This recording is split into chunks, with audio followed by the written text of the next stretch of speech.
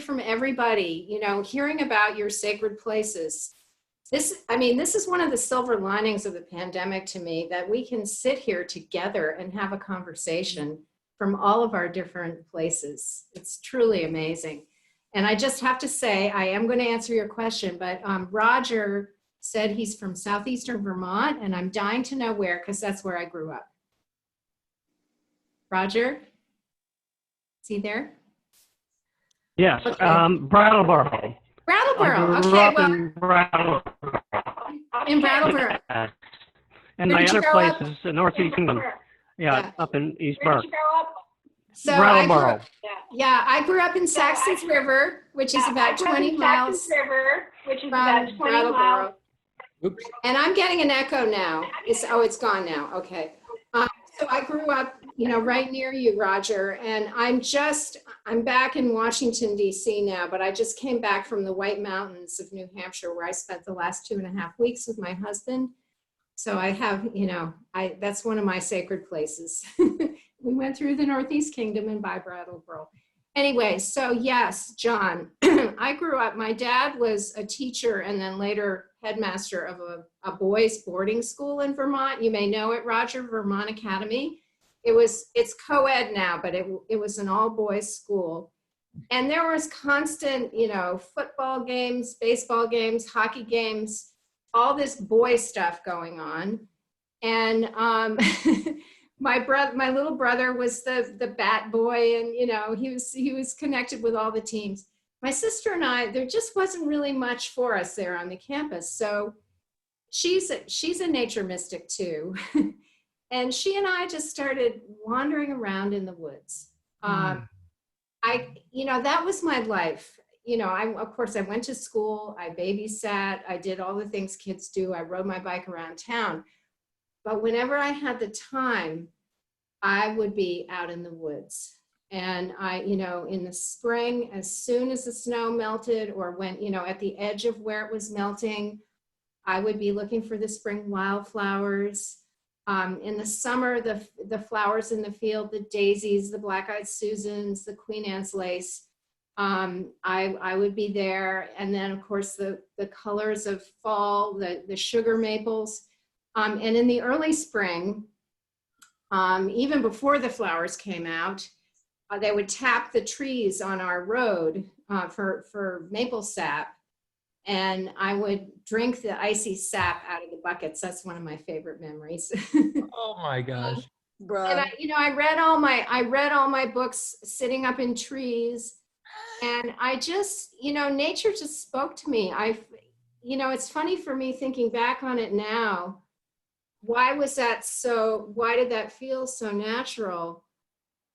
But I think for a lot of us, and probably most of us here today, nature speaks to us. You know, we feel comfortable, we feel connected, we feel blissful when we're in nature. And just hearing people talk about their special places, you could hear just the joy and how much that enriches your life.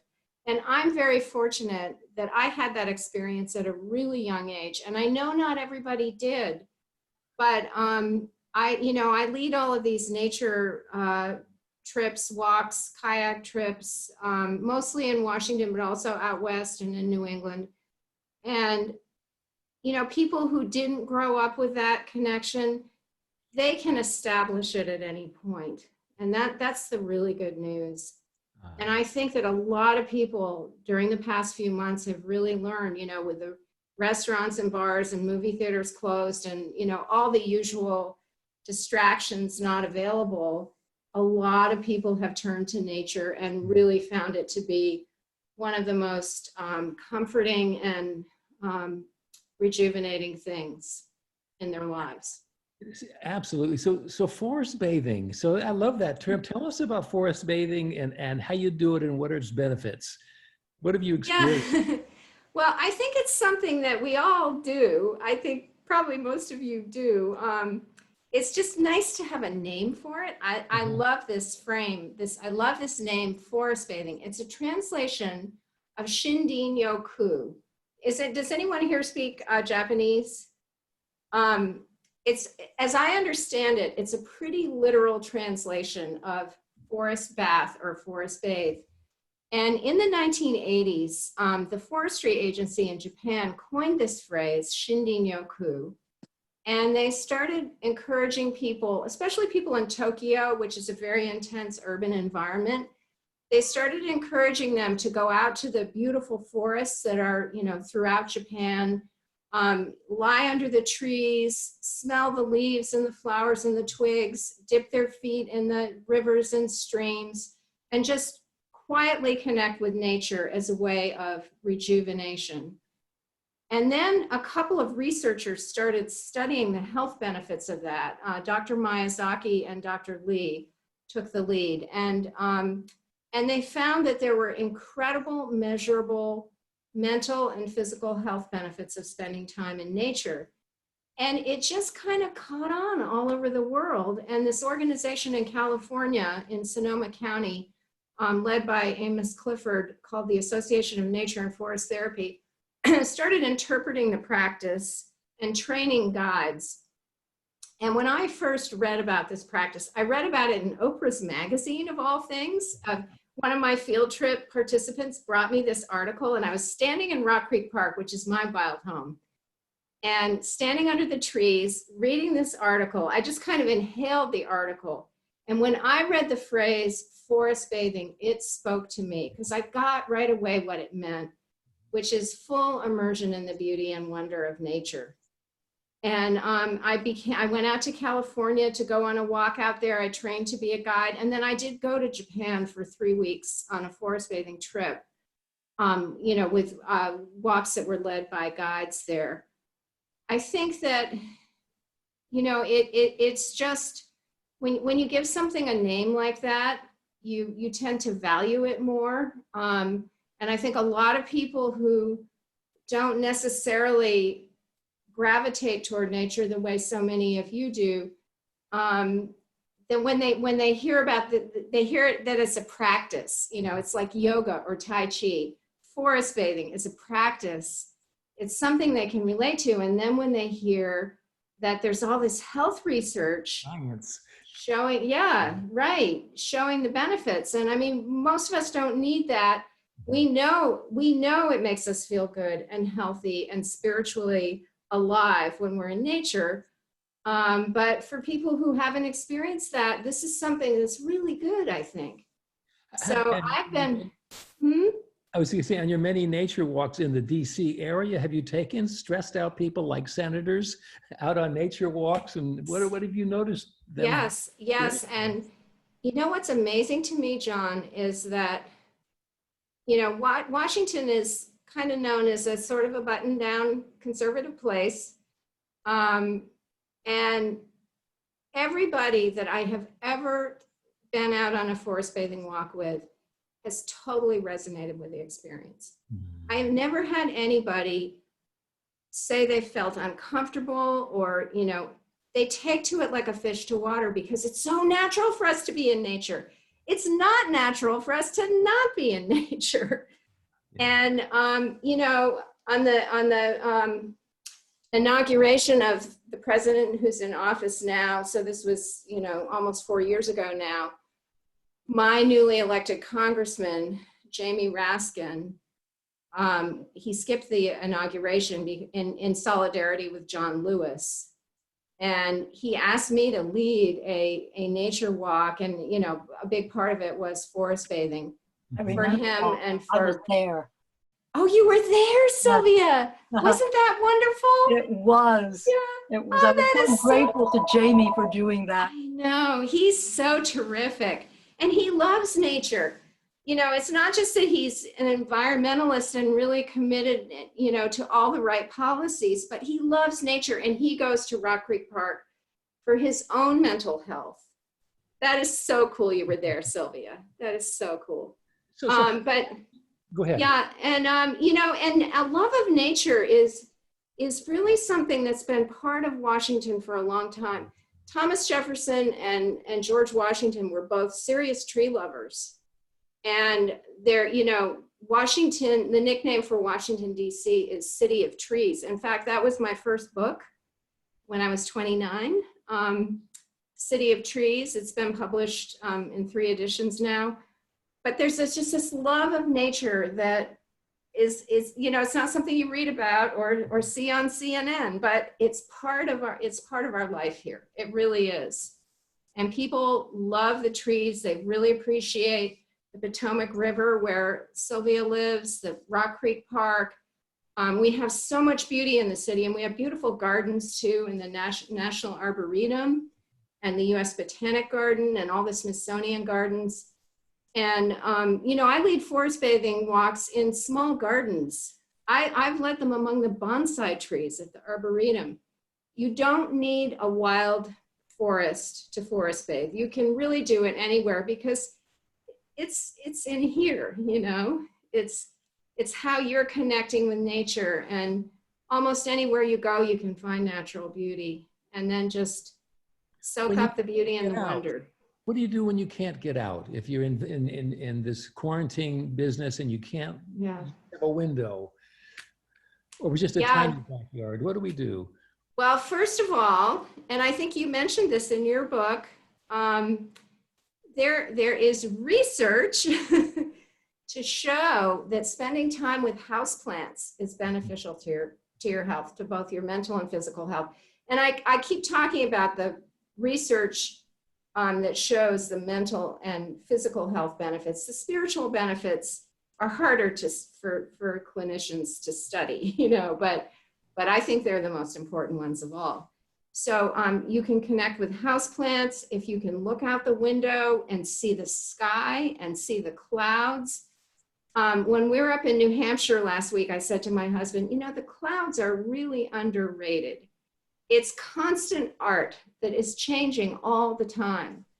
And somebody mentioned going up to the Boundary Waters, and someone else mentioned going out at night in a kayak.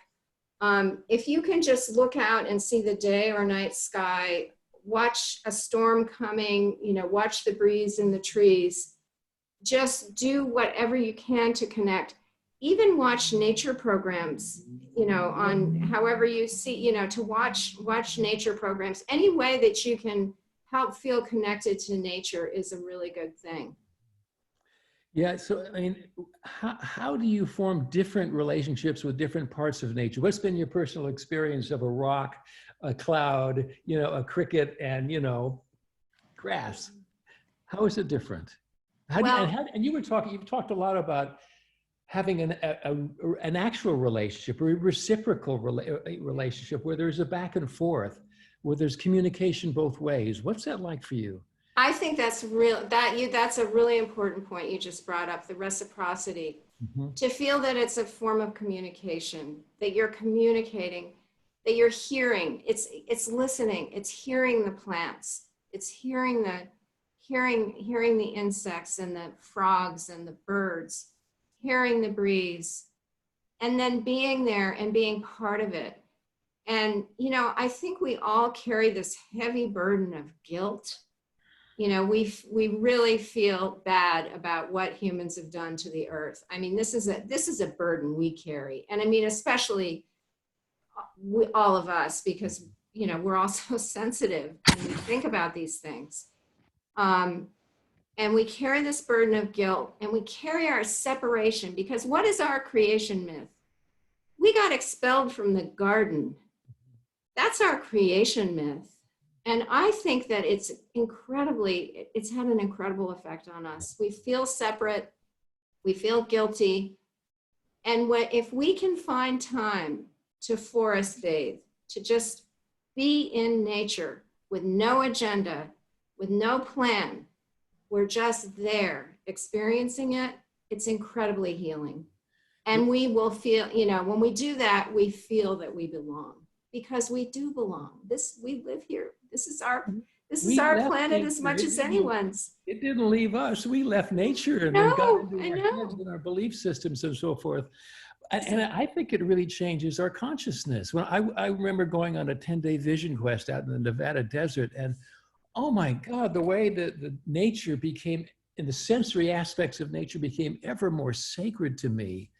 That's the spiritual part of this. It is. And it's when we get out of our heads and we're in our senses and it Right. all comes through to us. Yeah. Yeah, it's a powerful thing. It's such a healing thing, and it brings so much joy. And it, sometimes it brings up grief too.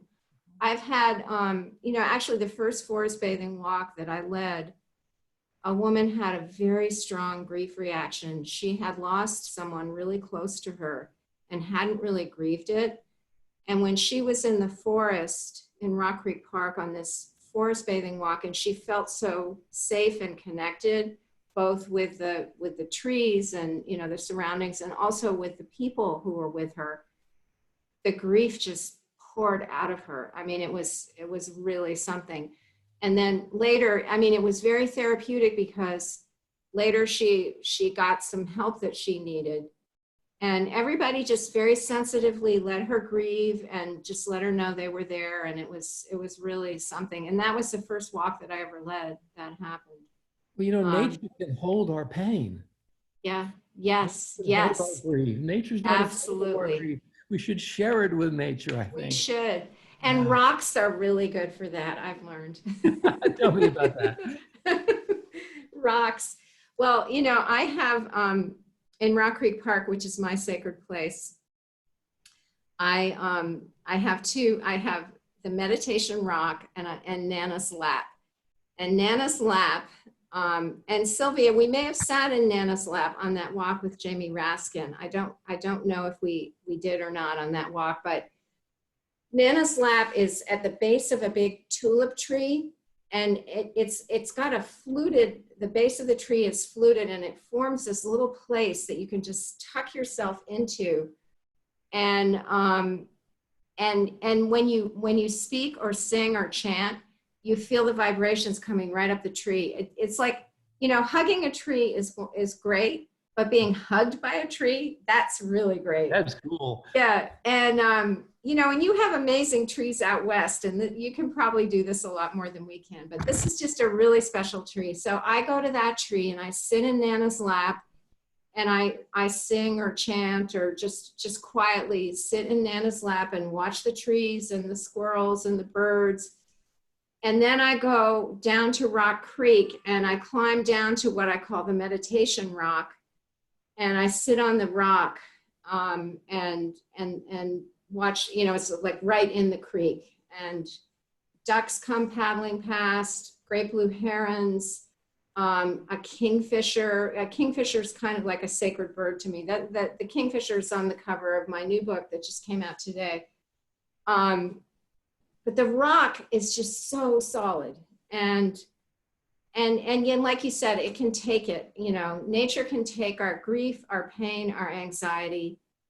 Nature can absorb it, and it's a safe way to share. It really is. Love us anyway. Yeah. Absolutely. And also, I think, when I'm in Rock Creek Park or out on Sugarloaf Mountain, which is a little mountain near us, I see a lot of people, especially women, having these intense conversations while they're walking on the trail, like they're talking so intensively about something. And I know they're just releasing whatever they have to release. They're sharing it with their friend they're walking with, and also with the forest. And it just like carries, it's like letting go and letting go and letting nature, letting God, however you phrase it, take your pain, take your anxiety. And it's amazing how often I know probably many of you feel so much better just after a walk in the woods. You have a lovely chapter in your book called Nature Immersion as Mindfulness Practice. That sounds like what you're talking about. Can you say more about that? Sure. Well, forest bathing is a mindfulness practice. I am kind of a failed meditator. I just never, you're nodding your head, Carol. It's wonderful. And I've had a lot of people. Forms of meditation. I know. Well, I have tried. I mean, I haven't committed to it the way I need to really get the benefits. Let me just say that. But I am kind of a failed indoor meditator. But I find being in nature to be such a meditative experience. And what I talk about in that chapter is I talk about forest bathing as a mindfulness practice. And then I also talk about taking other mindfulness practices out into nature. Yoga, Tai Chi, and meditation, all of those practices work really well when you're outside. And I love, you know, I like when the pandemic hit and I had to take my yoga practice outside, I thought, this is so great. You know, here I am doing all of these poses that are named for animals and birds and all these natural creatures. And I'm actually doing them outdoors instead of in front of a mirror, you know, and I'm saluting the actual sun, you know, and I'm doing half moon and the moon is up there, you know. So I think that whenever you can do that, it's good. Well, and the earth, I mean, we're in the middle of an earth crisis too. We're sort of taking a back burner amidst all this craziness in politics and the pandemic. But the earth crisis, what do you think the earth is trying to tell us, and how do we respond with heart and also with intelligence to what's going on, the droughts and the fires and everything? I wish everyone was asking that question. You know, a lot of people are. I think the earth is telling us, I mean, the earth seeks balance, you know, and we are way out of balance. And this is a way of culling the species. What we're doing to the climate, and all of my recent books are, you know, just this book, Finding Solace at Theodore Roosevelt Island, has a climate theme all through it. I am just so pained by what I witness, you know, what I personally witness in my world, and then of course all the headlines. It's the fact that we're not, you know, every day waking up and saying, what can I do today to make it better? I don't get it. I don't get it. And we've had this glimpse, you know, we have had for the past few months, clear skies, beautiful, clear air. We can see the stars. It's been quiet. It's been wonderful. There, you know, as awful as this whole experience has been, there's just been these wonderful aspects of it. And one of them is the air got cleaner. And we took a pause and started to think about our lives and how we live them. This is an opportunity for us. And, you know, if our leaders aren't taking it, we need to take it. We need to take it, really take it seriously to heart. Mm-hmm. And I know, John, you talk about this a lot in your book. And you talk about the wisdom of elders who see things, you know, who understand, who have the wisdom to know what is right and where we need to be. So we have so much wisdom here. Yeah. And I wish that wisdom was what was broadcast over the airwaves every day. It's really the moral voice. You talk about becoming a citizen scientist. I like that phrase, and a backyard naturalist. You know, it sounds like that's part of an activism for you. Yes, it is. And, you know, I am a naturalist, and I'm a person who I have to learn the names of the plants. You know, when I go somewhere, it's like, I gotta know what. Yeah. So I have that, you know. But I also see the name. It's good to know a name, but a name is just an introduction. So, you know, I think sometimes people, they think once I know the scientific name of that plant, I know that plant. And that would be like, I learned your name is John, so I know everything about you. Yeah. So I take the name as just an introduction. And I do like to know the names of plants. And I'm just very tuned into the timing. You know, there's something called phenology, which is the science of timing in nature. And a lot of people are turning to phenology now because, you know, things are out of whack. And it's really important to keep track of when do the zebra swallowtails lay their eggs, and when do the wood thrushes migrate through Maryland. I mean, these things that have been happening in a fairly stable climate for 10,000 years, it's really important for us to pay attention and witness and know what is right. And so citizen science really gaining in popularity. And if you just do a Google, you can Google search citizen science and you'll find all of these great projects you can get involved in. You can Google citizen science and then the place where you are, you know, your state or your city, and you'll find out that there's a lot going on. And it's just ordinary people observing nature, you know, just different aspects of nature and reporting on it. And then this all goes into a database and it becomes part of the world's knowledge. So it's really an exciting trend. You become a scientist yourself, offering hard data to the larger. Yeah, exactly. Yeah, it's really cool. Yeah. Mm-hmm. Wow. So we should get practical here for a moment, because I know a lot of people are interested in the pros and cons of growing and foraging, growing your own food and finding mushrooms in the forest. What can you tell us about the pros and cons of that? Well, first of all, if you're not a mycologist or with a mycologist, do not eat mushrooms.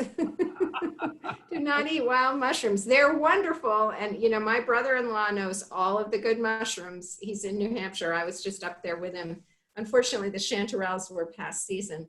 But yeah, you want to be careful. And with any plant that you know, plants are, they manufacture all these incredible chemicals that do all kinds of things to protect them and nourish them, and also serve as medicines for us and food for us.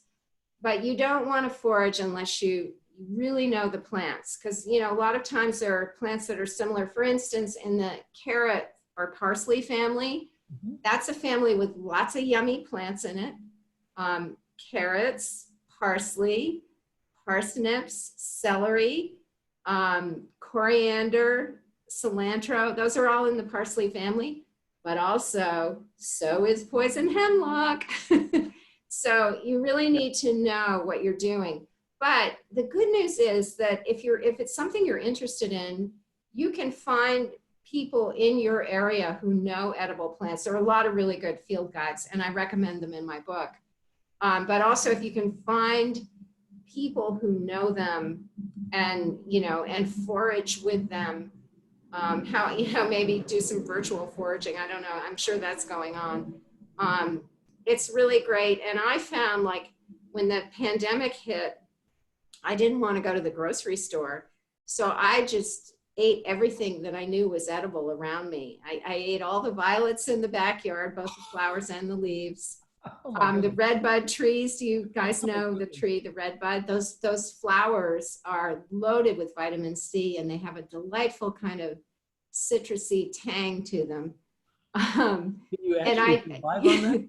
Huh? Were you surviving on that diet? Well, no. I mean, I went to the grocery store too. And then I wanted to plant a garden, and I did plant a few things, and we now have tomatoes and peppers and basil. But we don't have enough light in our yard, and I'm not going to cut down trees. So I didn't grow, you know, on a grand scale. But a lot of people took up gardening during the pandemic. And I think, I mean, it was like, they wanted to have that feeling of food security, that they could have safe food. But I think it was even more than that, just this desire to dig into the earth. You know, and a lot of people talk to me about composting, how they really got into composting. It's just such an earthy thing. And so, I mean, that's another silver lining of this pandemic, is that people are paying more attention to gardening and foraging. And that's a good thing, for sure. Oh, yeah. So I mean, this also naturally leads us to the philosophical and spiritual aspects of all of this. And what meaning do you find in this experience of coming home to nature, of loving nature? What are the deep questions that you ask? Well, to me, everything on earth is infused with divine love. You know, it's just all about the divine. It's, you know, I'm getting chills even just saying it, you know. And I think that Gail mentioned forest bathing is rooted in Shinto traditions in Japan. And, you know, the Japanese guides would not say that to us, but you could just feel, because their culture never separated God from the earth. And we did, you know, we really did. I mean, we say we didn't, but we did. And to me, I mean, that's really all that matters to me is being here and experiencing divine love and sharing divine love in whatever way I can. And when I'm in nature, it's easy. It's really easy. Yeah. It's easy to be around trees. You know, the conversations you have are never petty. They're never, you know, they're not complaining about stuff. They're glad to see you. I have a feeling that when I go out among the trees, they say, John, you're back. I know. They love us. Yeah. They love us. They love us. Yeah. They love us. Yeah. Oh, my tuning fork is going too like this. It's a lovely. Oh. It's everything. We are born to. We are the same thing as all of them. I mean, so we are them. How can we not love creation and let it love us back? Wow. So. And I think we feel unlovable. Don't we feel unlovable as humans? Undeserving. Yeah. We're unworthy because we're so bad. You know. I mean, that's really something to look at. Why do we feel that way? How do you help people come through that in the nature walks? Help them kind of reclaim their value and being loved?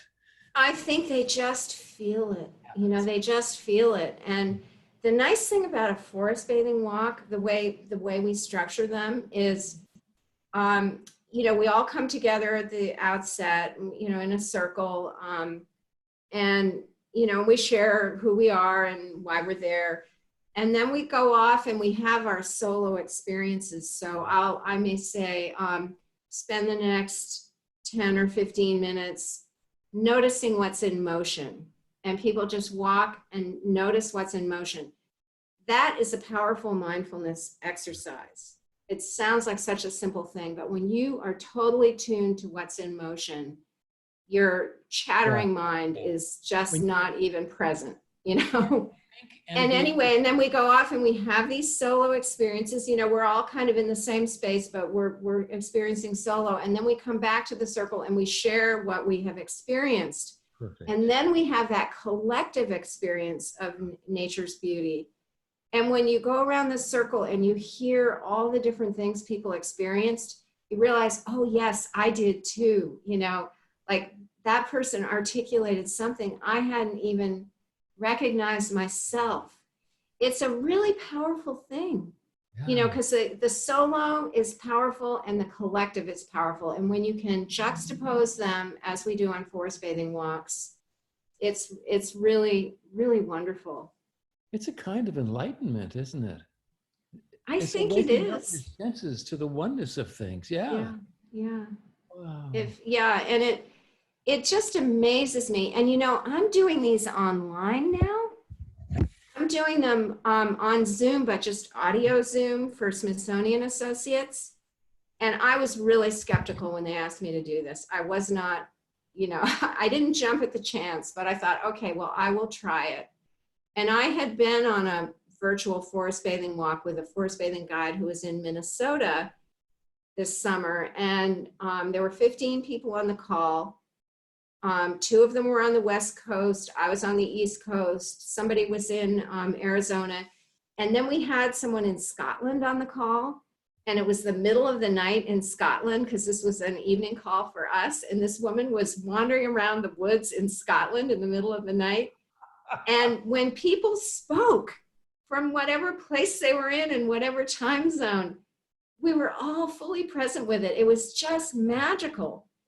So I did these 3 Zoom calls for Smithsonian Associates this summer, and it was the same kind of thing. We didn't have anyone in Scotland wandering around the woods in the night, but we had people from all over the country. And when they shared we were just fully present with what they were sharing. And it was kind of nice having it just be audio, because that made it even more, you know how you can paint pictures with words so well, whereas like seeing something on a screen, you're only seeing part of it. So I'm doing 2 more in September and 2 in October for Smithsonian Associates, and they handle all the tech stuff for me. All I have to do is dial the phone and hold the phone. If I had to do any more, I'd be lost. Will that be on your website? I mean, can we send our audience? Yeah, sign up for yeah, that? I do have them on my website. I Give do, us the yeah. website then. So it's just my name.com. Okay. And I'm in the middle of, somebody's redesigning my website, so there might be a gap. They're promising me there won't be, but if you just type in my name in, the website will pop up pretty quickly. And I have, you know, and then you can go to my events page. I don't have all my fall events up yet. I have some of them there. I'm also doing a forest bathing presentation, which will be on Zoom like this, for Politics and Prose Bookstore on October 3rd. And that will be a combination of information about forest bathing and also experiential. You know, we'll do some forest bathing. Oh, and we could do some forest bathing now if you wanted to. you guys up for that? Show of hands? Yes? I think it'd be a fabulous idea. Everybody ready for that, Gail? Can we do it? I think we can, yes. Okay, great. So I have my little Himalayan singing bowl. Okay. And I'm just going to ring the bell. I can't do, I'm sure some of you can do the, you know, circling around, and I've just never been good at that. All I can do is ring it. But I'm going to ring this bowl or bell and invite you to close your eyes and imagine that you are in a place of natural beauty that you love. And we'll just spend a few moments going to our place of natural beauty. And then I'll ring the bell and call you back. Perfect.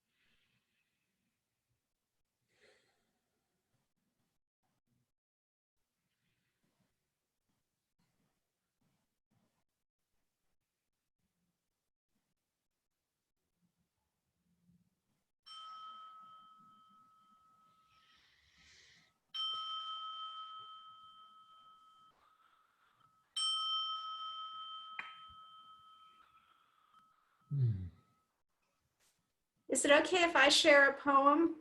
Go, yes. Penny, who is the poet? Is it Lynn Unger? Is that the poet, that the poem you shared? Anyway, that beautiful poem that she shared at the outset. Yes. Was it Lynn Unger? It was Lynn. Lynn Unger, right? Yes. Okay, thank you so much. So Yep. that poem made me think of this poem by Mary Oliver that some of you may know. It's called The Summer Day. And on this summer day, I just heard some thunder. Do you hear it, Sylvia? Do you hear thunder? We're about to have a storm here. Very exciting. Lots of rain out here. Oh, really? Okay, well, it's just coming to me now. Yeah. Yeah. Okay, this poem, I don't know if you're familiar with Mary Oliver. She is wonderful. I mean, she writes about nature. She also weaves personal pain into her poems in a way that is really healing. It's hard to explain. That might even come through a little bit in this poem, The Summer Day. Who made the world? Who made the swan and the black bear? Who made the grasshopper? This grasshopper, I mean, the one who has flung herself out of the grass, the one who is eating sugar out of my hand, who is moving her jaws back and forth instead of up and down, who is gazing around with her enormous and complicated eyes. Now she lifts her pale forearms and thoroughly washes her face. Now she snaps her wings open and floats away. I don't know exactly what a prayer is. I do know how to pay attention, how to fall down into the grass, how to kneel down in the grass, how to be idle and blessed, how to stroll through the fields, which is what I have been doing all day. Tell me, what else should I have done? Doesn't everything die at last and too soon?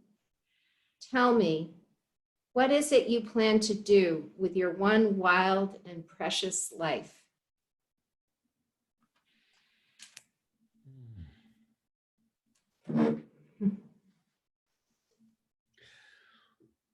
Well, I think this is a wonderful time to segue to audience participation and for Penny, and maybe people could begin.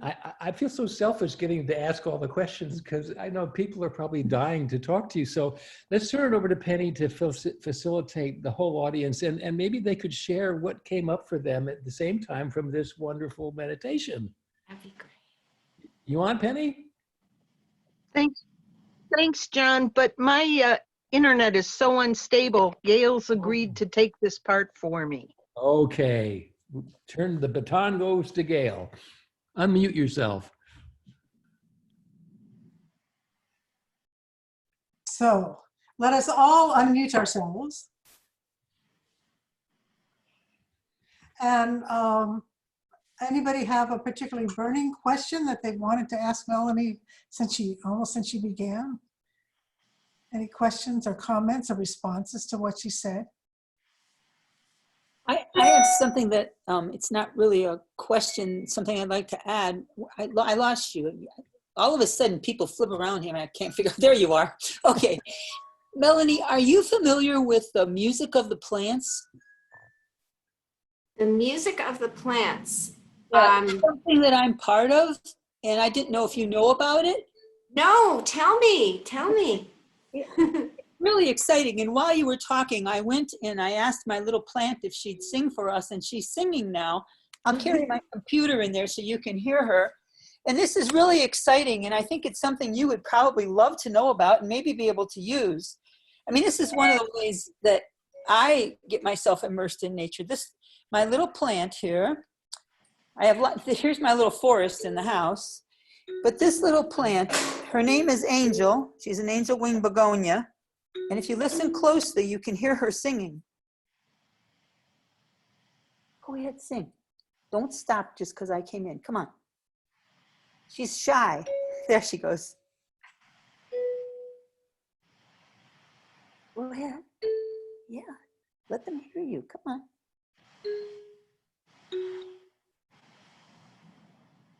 Go ahead. Sometimes she just runs up and down the scales and does all this. Right now, she's a little shy because she knows you're all listening to her. It's amazing the consciousness of the plants. Can you hear her? Mm-hmm. I sure do. Yeah. So what you're actually listening to is I have a little machine that they made. I learned it when we took students to Damanhur in Italy. And they were doing all of this exploration to find ways to communicate with nature, with the plants. And I started this research and this search over 15 years ago. And so now I'm a plant whisperer, and I do talks, and I do this with other people's plants. Now she's singing more because you can hear and not in there. She really has a personality like a little child. And now, can you hear her? Can you hear what she's doing? Yes. How does it work? Okay, let me plug in my computer before I lose you. Hold on. I just noticed it says I'm almost out of power here. It's a little, okay. They wanted to figure out a way, what they knew from science was that everything in nature has its own natural vibration. The problem with us is our ears can't hear that vibration. Yeah. So the trees and the plants, one of the reasons we feel so good, isn't this true, Melanie, when we go out into the woods, is they're allowing their vibration and we're absorbing their vibration. And so that's healing. Well, what this does is the scientists finally figured out, they used a lie detector machine. And instead of, you know how when you're hooked up to a lie detector machine, then the graph goes? Yeah. Well, what they do is you actually hook up something to the plant very gently on its leaf. It's very gentle. And then you put something into the soil, so you create a complete electrical circuit because their vibration's an electrical thing. Okay. And then it goes through something that is just like a lie detector, except instead of a graph, they've now put a synthesizer in. Oh. And it can come out in music that we can hear. Now, the fact is, they're singing to us all the time. Yeah. Yeah. It's only when and this little one used to sing 24/7, and I finally said, you know, you got to give me a break. So now she knows I turn her off at night. I go in and I talk to her and I turn off the machine, because they actually can listen to themselves. They actually feel their own vibration, and then they respond to it. Wow. Now, here's the miracle of this. This is the only plant I know of that can do this. Because the scientists keep telling me I'm crazy, this can't happen. I keep telling them, but it is happening. This little plant has figured out how to sing through that machine without me connecting her. You just heard her singing without being connected. Right. Now she's being quiet. She knows I'm talking about her. I swear she knows everything. That's incredible. It is incredible. So I'm sharing it with you and with everybody here. It's called Music of the Plants. You can go on YouTube and Well, look it up. That is so exciting. And when I walked across Spain, I took a tiny little one of these machines with me, and I recorded the plants all across my walk across Spain.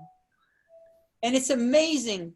The ones that are the really old olive trees, when they sing, they go boom, boom, boom, boom, boom. And it's like, whoa, it's so exciting. Every one of them's different. They have their own personality. And it's incredible. If you get a chance to do this, I'm telling you, do it. Or invite me and I'll come and do it. I take my machine. My plants have told me they don't want to go. Their own bodies. But I will go places, take the machine, you bring your plants, and you can hear your plants sing. You can record them so you can keep listening to them. That is totally wonderful. Thank you so much. I thought you might enjoy knowing about it. Oh, yes. I saw a video clip of guys in the forest with trees, but they were playing musical back and forth, their guitars, but, Yes. but they needed help listening. You're right, because see, one of the reasons I got hooked on this, because see, I didn't believe this stuff at all. When they told me this was happening, I said, no, this is not happening. I was in Damanhur, and where this all started, and we were out in what they call the sacred forest. They don't let anybody in there without one of the people from the commune, because they're doing all these special kinds of experiments and learning how to do this communication. And the woman had one of these machines, and she was hooking it up to all these different plants, and none of the plants would sing. And I'm sitting there not saying anything, but saying to myself, see, I know this was a bunch of hooey. This isn't going to work. No plant's going to sing. And then she said, she had one of us, there were 24 of us there. I had a group of students with me. She asked one of them to pick out a plant, and they picked out this little wild berry plant, just a really young one. And she hooked it up, and she said, and watch, you'll see the lights. And we weren't seeing. Then all of a sudden we saw one little flash of a light, but no sound. And then she said, is there anybody in the group that sings? Well, I sing, and they all pointed at me. She said, sing to the plant. And I'm going, yeah, right. So I'm thinking, I'm in Italy. This plant doesn't know English. So I sang to it in Latin. So I sang the Dona Nobis Pacem, grant us peace. And I kept singing. And every time I'd go to stop singing, the woman would hit me in the shoulder, goes, keep singing, keep singing. Okay. I must have sung all 3 verses of that 30 times. Wow. But what happened, which this is what blew me away. Remember, we're in the sacred forest. These plants have been trained to do lots of different things, and they've had lots of human interaction. All of a sudden, the little plant was just singing one tone here, one tone there. But I'm a musician, so I started paying attention. That little plant was listening to me and matching my tones at different places in the melody. And then all of a sudden, she sang it with me, note for note. And now I'm crying because I can't believe this is happening, because they couldn't have staged this. And I'm thinking, oh, they staged all this. No, they couldn't have staged this. They didn't know what I was going to sing. But here's the incredible part. You haven't heard the incredible part yet. Really? She harmonized with me. Ah. Whoa. Yes. And when we left there, nobody spoke. We were all sobbing. So we left the forest, and I said to somebody finally, because I couldn't believe this really happened, I said, am I crazy? Or did that plant harmonize with me? They couldn't even speak. They just went, mm-hmm. It was incredible. So this is the research that they're doing. And the reason it's so important to me is it really goes with your forest bathing. This is the music of the plants. This is their energy field. Meaning, to me, this is intimate lovemaking. I'm never alone. She sings all night long if I ask her to. You know, that reminds me of a young man and his friend. We've made music together often. And he and his friend went out in the woods to meditate. And they sat themselves down and they started to chant. And they had a rhythmic kind of chant and all of a sudden they stopped to notice, because there was a bird up in the tree who was singing exactly the same rhythm and was chanting with them. They were singing praise together, the 3 of them. Beautiful. Gratitude. Isn't that amazing? It was amazing. Yeah. Interspecies communication. So many times, but I didn't. Yeah. So how about anybody else? Yeah, Crystal. Carol, this is so exciting. I could not be more happy hearing the story that you're telling us, Carol. I'm just, I'll be dancing all night. Well, I want to ask you, have you and the other people that are doing this incredible work with singing with the plants, learning how to have a language, how to communicate with the plants, like not just singing, but my passion is learning how to communicate plants as elders for the planet. What do they have to teach us? And so, okay, what about that? Well, I am sure that at Damanhur they're doing these things. I know for myself, because I've been doing this now for about 5 years, these plants and I, there's things that they tell me. I mean, like just now when I went in there and talked to her, you could tell there was a communication going on, couldn't you? She stopped singing. Now you hear how she's singing? That's so cool. Because when I'm in, she's very shy. When someone comes to the door and she's singing, she stops. And then I have to bring them in, and my friends think I'm crazy. I introduce them to my plant. And once I introduce them, and I have one friend who was so good at she just pretended I wasn't here, and she started talking to this plant, and the plant started singing with her. And here's so to answer your question, I use a lot of intuition, but I also use Phenology. I use the pendulum and the rods, the dividing rods, and they speak to me that way. But I don't really need those, because I know what they're telling me, because I've been doing this long enough, and I'm a musician. So if I work with her long enough, I could teach her to sing with me. Right now, when she was a baby and just starting, all she wanted to do was go, she drove me crazy. She was like a little toddler running around and you couldn't stop her. So I had to teach her. She would never sing low tones, only real high tones. So I said, I like low tones, and I'd do them, boom, boom. Then all of a sudden she'd go, boom, boom. So you can't, she's teachable. We can communicate. And when I share one other thing with you, because this is so powerful, they are empathic. I was in tears. I bought this house, not for the house, but for the trees on the property. And the big tree in the back, which was a box elder, had to be cut down because it was so huge. The trunk was dividing and it was going to take out my neighbor's house and my house. I was a basket case about this. I did not want to kill that tree.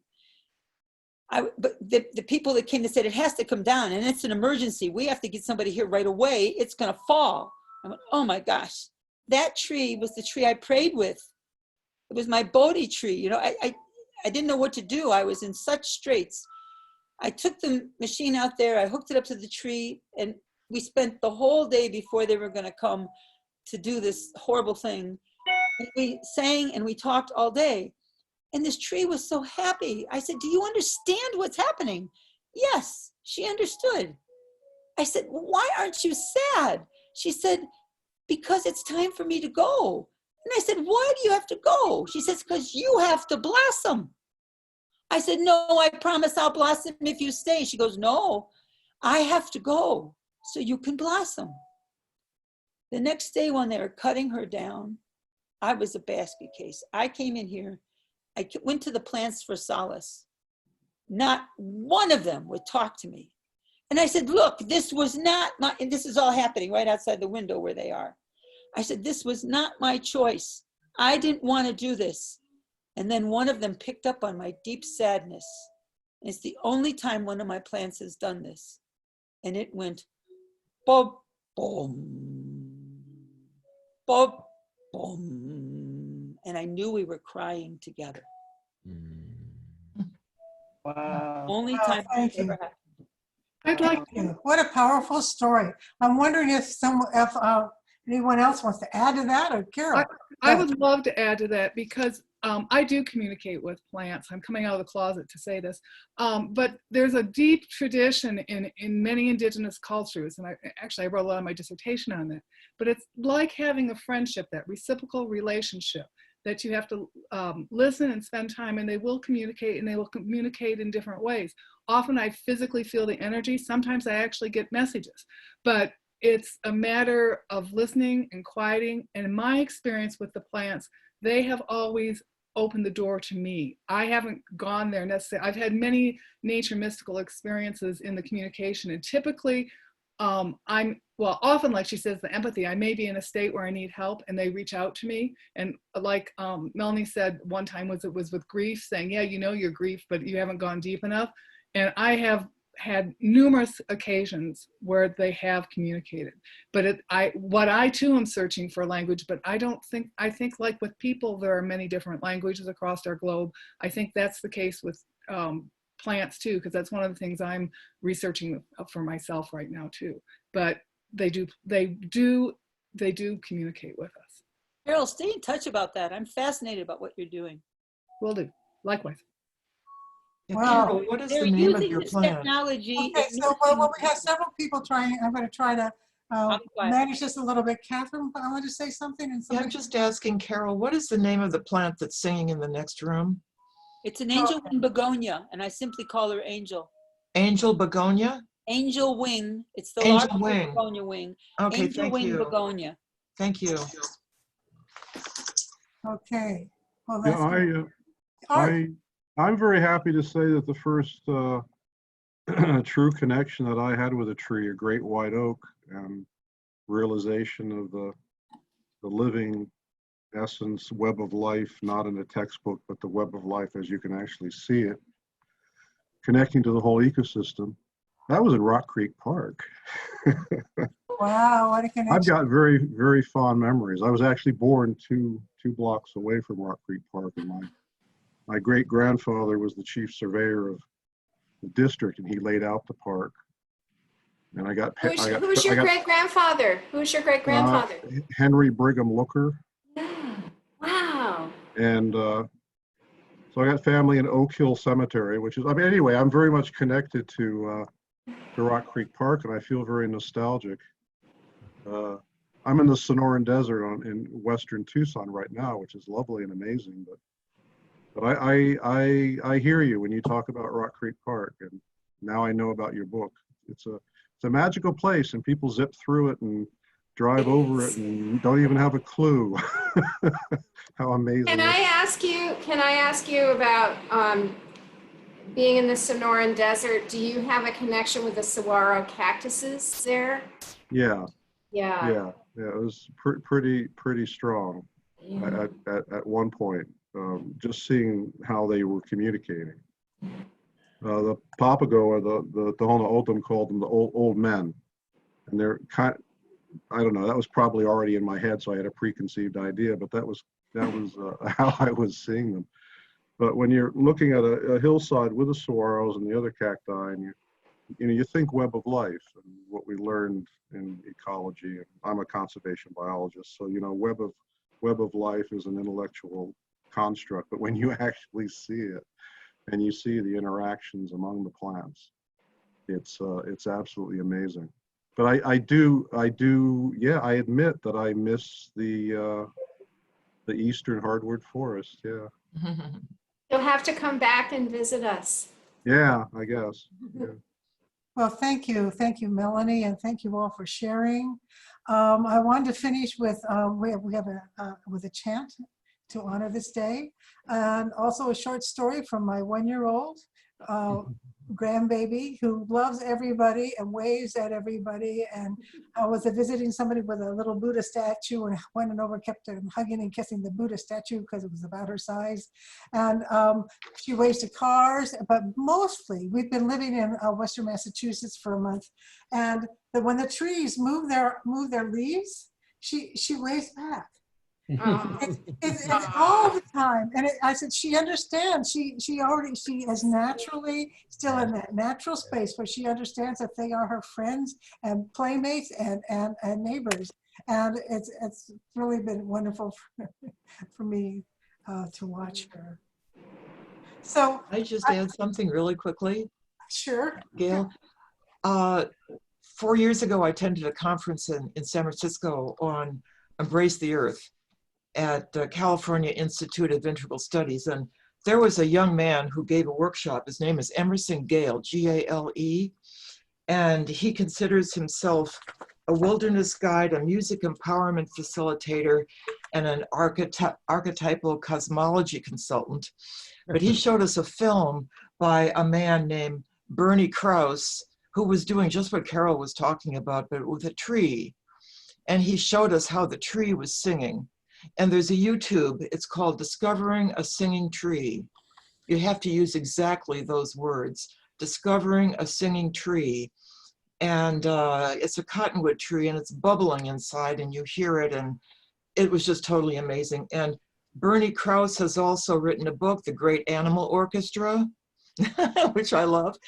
And they also talked about soundscapes, the sound that a forest makes before and after logging. Pretty amazing. The soundscapes. So that's all I have to say. Thank you. thank you. So I live in Pittsburgh, Pennsylvania, and I live on land that once belonged to the Lakota and other great First Nations peoples.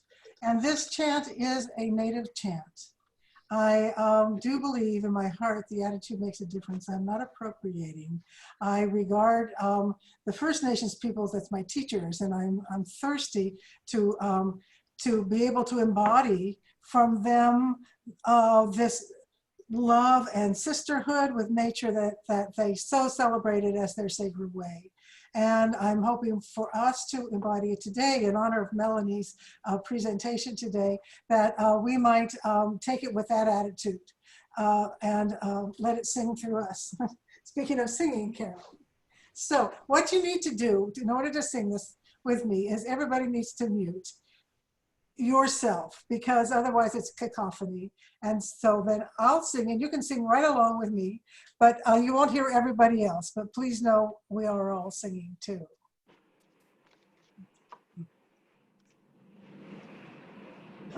Where I stand is holy, holy is this ground.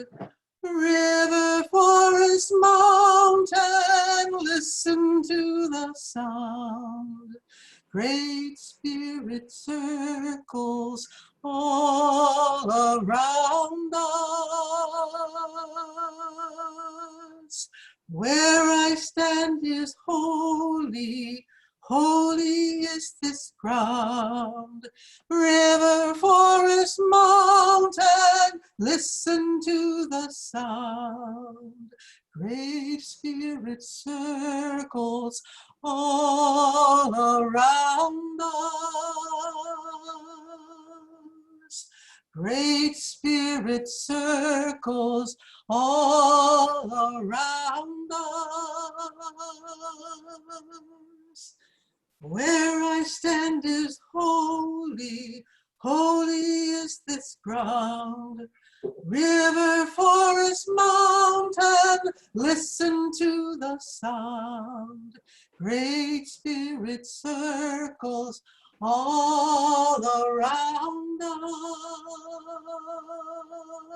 us. Great Spirit circles all around us. Great Spirit circles all around us.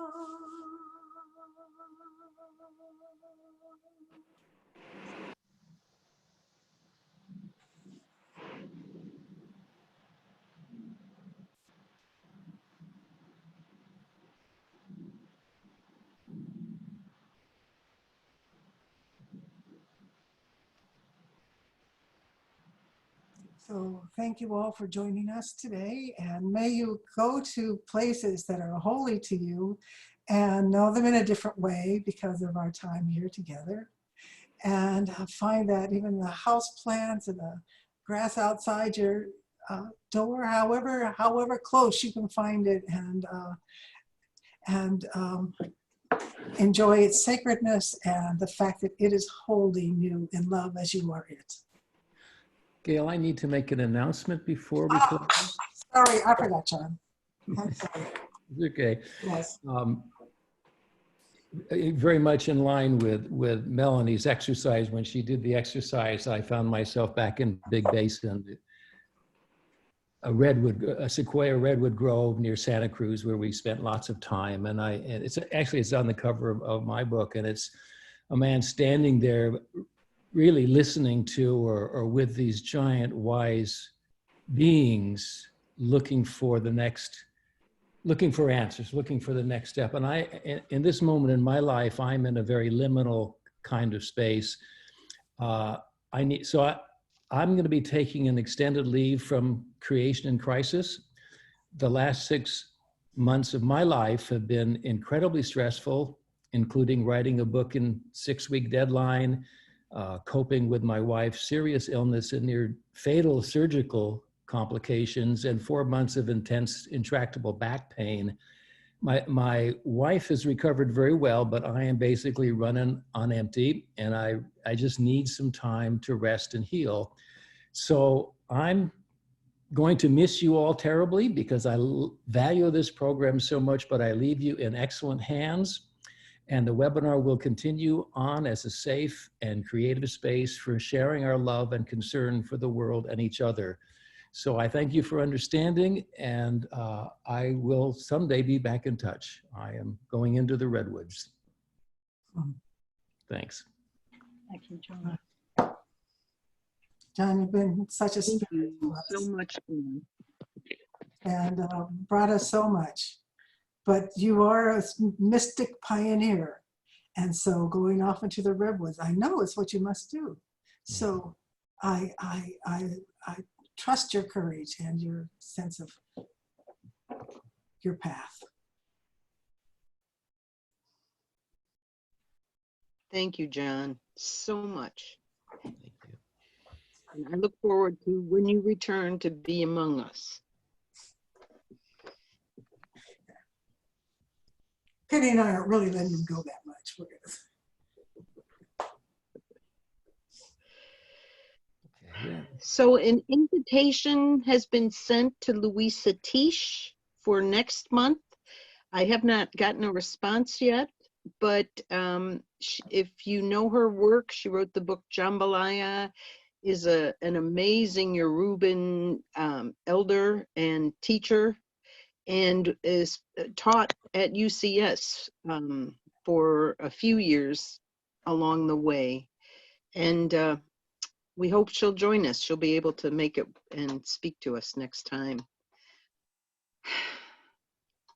Until next time, Godspeed. Thank you, John. Thank you. Thank you.